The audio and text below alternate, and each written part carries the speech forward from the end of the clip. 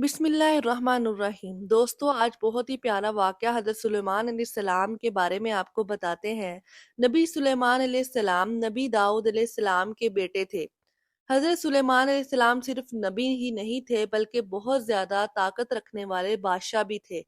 आप अलैहिस्सलाम ने ज़मीन के बहुत बड़े हिस्से पर हुकूमत की। अल्लाह ने आप अलैहिस्सलाम को ऐसी ताकतें दी थी जिनके बारे में सोचकर अकल दंग रह जाती है।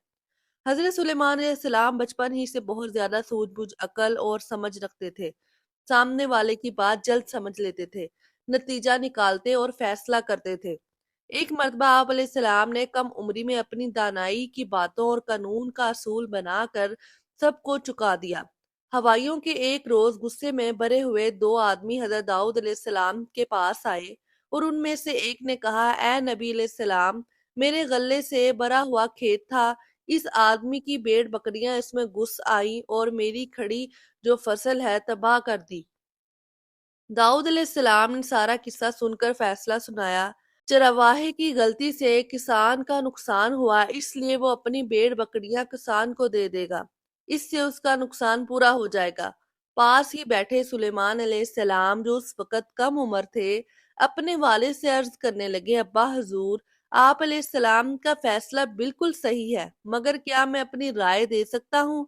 दाऊद अलैहिस्सलाम ने कहा, हाँ जरूर।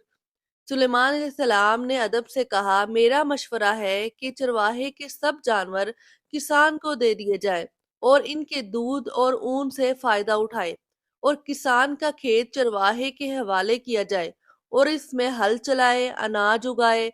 जब फसल पक कर तैयार हो तब चरवाहा खेत किसान को वापस करे और किसान भेड़ बकरियां इनके मालिक को लुटा दे। इस तरह दोनों की ये बात समझ में आ जाएगी कि किसकी मेहनत पर पानी फेरना कैसा लगता है। हमें ना सिर्फ अपनी चीजों की हिफाजत करनी चाहिए बल्कि दूसरों की चीजों की भी हिफाजत करनी चाहिए।